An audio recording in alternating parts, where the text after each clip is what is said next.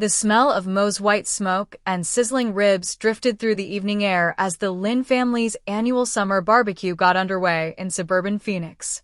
Laughter echoed off the back patio walls. Children darted between lawn chairs and uncles nursed beers while debating fantasy football drafts. I leaned against the side fence, 32 now, but still treated like the confused art major who never figured life out. My younger sister, Clarissa, lit up the center of the gathering in her pale blue jumpsuit, animatedly describing her latest success to a circle of doing relatives. Clarissa just finished her dual masters at Wharton and MIT, my mom announced, loud enough for everyone, including me, to hear. She's had back-to-back interviews with Fortune 500 companies. That girl is going places. She smiled like she had coached every step of Clarissa's life. I sipped for my lemonade and waited for the inevitable follow-up. Meanwhile, she added, her tone shifting. Some of us still can't decide what we want to do. Isn't that right, Emily? I raised an eyebrow, but said nothing. Across the patio, my father chuckled as he flipped a steak on the grill. Still tinkering with your little business thing? He asked. What was it again? Digital workflow something. He laughed, not unkindly, but dismissively as always. I ran my thumb along the condensation of my glass, thinking about the 9 a.m. boardroom meeting tomorrow. The one where we would close on the acquisition of Halden and Company and announce our newly expanded executive team. The one where I, founder and CEO of Cascade Logic, would sign off on the final approvals. Something like that, I murmured, letting it slide. Just then, Clarissa clapped her hands to get everyone's attention. Guess what? I've got a big interview tomorrow with Cascade Logic. They reached out directly. It's one of the hottest tech consultancies in the country. Cheers and congratulations erupted instantly. My Aunt Vivian rushed forward with a glass of rose. That's amazing, Clarissa. I read an article about their founder. Brilliant woman. Totally self-made. My dad nodded in approval. Their hiring bar is insanely high. They don't just take anyone. I held back a laugh, remembering the neatly prepared shortlist from HR sitting in my inbox, including Clarissa's resume. She had no idea the company she'd been gushing about for weeks was mine, that I had built Cascade Logic from my studio apartment in Tempe a decade ago, that while she climbed ladders others set for her, I had forged my own. What position are you interviewing for? I asked, keeping my tone light. Her eyes sparkled. Senior strategy consultant. Can you imagine? That's practically executive level. Oh, I replied, smiling into my glass. I look forward to seeing how that goes. She laughed, then added with syrupy pity. Maybe once I'm hired, I can put in a good word for you, Emily. I'm sure Cascade Logic has a few entry-level admin roles. My mother gave an approving nod. That's very kind of you, darling. Lord knows your sister could use the help. 32 and still. She trailed off, gesturing vaguely in my direction. Whatever this is, I thought about my penthouse corner office in downtown Phoenix, nestled on the 27th floor of the Cascade Logic headquarters with floor-to-ceiling windows and a private conference lounge. About the Forbes profile last month that named me one of the most influential women in tech. Though it had credited me by my professional alias, Erin, and featured a silhouette photo that protected my anonymity. I'd spent the last 10 years building Cascade Logic in the shadows. By choice, I knew one day this moment would come. That's thoughtful of you, I said, voice calm, almost amused. Good luck tomorrow, Clarissa. Clarissa smirked, brushing a non-existent speck off her manicured sleeve. Some of us make our own luck, Emily. You should try it sometime. The conversation moved on to my cousin's new condo, my uncle's pickleball championship, and more of Clarissa's academic glories. I let their words drift past me like static. Tomorrow would change everything. And I wanted to remember every detail of this last evening, this final time they all still saw me as the afterthought. As dusk set in, casting golden shadows across the stone patio, Clarissa stood up, clinking her glass for attention. I've got to head out early, she said. I want to be sharp for tomorrow. Cascade Logic CEO sitting in on final interviews, she added proudly. Emily Lynn or something. Nobody even knows who they really are. Well, they'll adore me, she declared, brushing her hair back confidently. By this time tomorrow, I'll be part of their executive strategy team. Maybe then you'll finally have something to brag about, she said to Mom with a wink. Oh, honey, Mom cooed, dabbing her eyes dramatically. We're already so proud. At least one of our daughters stayed on track. I glanced at my watch. 13 hours and 58 minutes until Clarissa would walk into the conference room and see me at the head of the table. 13 hours until everything they believed about me collapsed. I gathered my things, murmuring something about an early client call.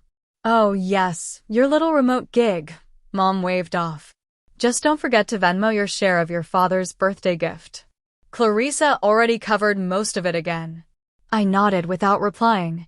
They didn't need to know that my remote gig had grossed 8 figures last quarter. Let them cling to their assumptions. I slipped behind the wheel of the unremarkable gray SUV I reserve for family events, leaving my white Mercedes-AMG parked safely in the underground garage downtown. As I reversed out of the driveway, Clarissa's voice rang out one last time across the lawn, loud and certain. Tomorrow, everything changes. She was right, just not the way she thought. If you want to see Clarissa's face when she realizes who's sitting across the interview table, make sure you hit subscribe, 'cause trust me, you won't want to miss what happens next. What a waste. Can't even land a real job. I smiled faintly, recalling the brushed metal nameplate that sat front and center on my desk. Emily Lynn, Chief Executive Officer, Cascade Logic. Tomorrow, Clarissa would find out exactly what a real job looked like and why she'd never have one at my company. By 6:30 a.m., I was already in my corner office overlooking Camelback Mountain, sunlight casting golden streaks across the skyline. The quiet hum of early morning systems booting up was oddly comforting. I'd built this from the ground up, and today it would come full circle. The tailored slate gray Alexander McQueen suit felt less like fashion and more like armor. As I reviewed the agenda, my executive assistant, Nia, knocked gently and stepped in. Your sister's interview is set for 9 a.m. Sharp, she said, handing me a slim folder. She's already in the lobby. Arrived 25 minutes early. Punctual. That's new. I arched an eyebrow.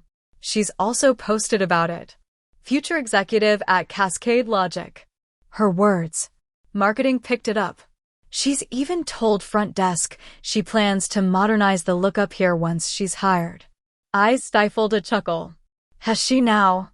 I opened the folder. On paper, Clarissa looked flawless. Dual degrees, glowing recs, polished experience. But I knew better. The internships set up through Dad's connections. The praise courtesy of our uncle's law firm. A manufactured resume wrapped in designer polish. The board's wondering why you're personally handling this one, Nia added with a smirk. Quality control, I said simply, rising from my chair.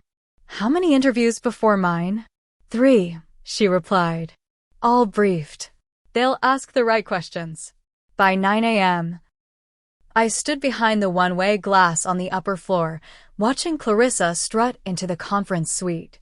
Chanel suit, Prada heels, air of superiority. She shook hands with the first interviewer like she owned the place. Over the next 2 hours, I watched her mask slip. Every scripted answer unraveled, every shallow credential probed, every assumed accomplishment challenged. By the time she reached the final interview, mine, her eyes were tired, her voice uncertain, her smile noticeably forced. Send her in, I told Nia.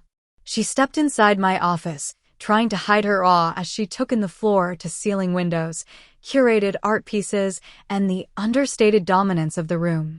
My back was to her, chair turned toward the panoramic view. Please have a seat, Miss Lynn, I said. Voice calm and clip, she said, folding her hands in her lap. Thank you for meeting with me, Mr. Lynn. I understand how valuable your time is. I turned slowly in my chair, letting the moment stretch. Actually, I said, locking eyes with her. It's Miss Lynn, Emily Lynn. The blood drained from her face as realization set in. The name on the walls, the initials on the press releases, the woman she'd dismissed for years. Emily, hello, Clarissa. I offered a calm smile, surprised to see your directionless sister running the company you've been dying to work for. She blinked rapidly, her perfectly composed persona unraveling as her lips parted soundlessly. Whatever polished answers she'd rehearsed were gone. But this doesn't make sense, she stammered. You're just a freelance consultant. That's what Mom said. Am I?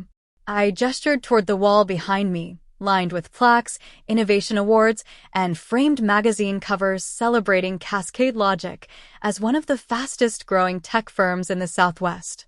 I built this company from scratch while you and Mom were laughing about my little business thing. Every time you flaunted your MBA, I was negotiating international contracts. Every time Dad called me a phase, I was landing Fortune 100 clients. You tricked us. Her voice cracked, rising with disbelief. You lied. No, Clarissa, I replied, my tone even. You all tricked yourselves. You were so busy assuming I was a failure that you never once stopped to ask what I was actually building. I picked up my phone and opened my banking app, turning it so she could see that birthday money Mom mentioned. I just sent my share. It's a six-figure transfer. To me, it's a rounding error. Tears welled in her eyes, not sorrowful, but angry and humiliated. So, what now? You're going to expose me? Tell the whole family. I shook my head. I don't need to say anything. Your interview performance today says it all. 3 senior partners, independent of one another, recommended against hiring you. Too arrogant, too surface level, unprepared, entitled. You set me up. I gave you exactly what you asked for. An interview with the CEO. It's not my fault you didn't come ready. I stood smoothing the front of my suit. I suggest you look for opportunities elsewhere, Clarissa, and maybe develop some real experience, something beyond LinkedIn posts and Dad's golf connections. She rose unsteadily, her designer heels now awkward and her designer outfit suddenly looking more like a costume than power. Do Mom and Dad know? They will, I said, stepping toward the door. I'm sure you'll tell them all about your interview with Erlyn. I pressed the intercom. Nia, please escort Miss Lynn out and cancel my dinner plans with the family. Yes, ma'am, Nia responded. I've got a board meeting that needs my full attention. As the door closed behind her, I heard the sharp crack of her voice break in the hallway, followed by muffled sobs, not the victorious exit she had envisioned. Within an hour, my phone buzzed with family messages. Mom was first. What kind of cruel joke is this? Clarissa is devastated. Then, Dad, how dare you humiliate your sister like this? We raised you better. I looked at the screen, let out a breath, and turned it face down. They finally knew who I really was. They just didn't realize I had stopped needing their approval a long time ago. I replied to the family group chat with just one message. You raised me to be successful. Congratulations. You did. Now, maybe you'll recognize what real achievement looks like. Then I powered off my phone and turned my attention back to what actually mattered. Leading a billion-dollar tech firm that had disrupted an entire industry while they were too busy mocking me. Let them adjust to this new reality in their own time. I wasn't going to pause for their discomfort. In the weeks that followed, the shift in family dynamics was unmistakable. The tone of our calls when they happened was strained. Gone were the dismissive digs and passive-aggressive jokes about my little business.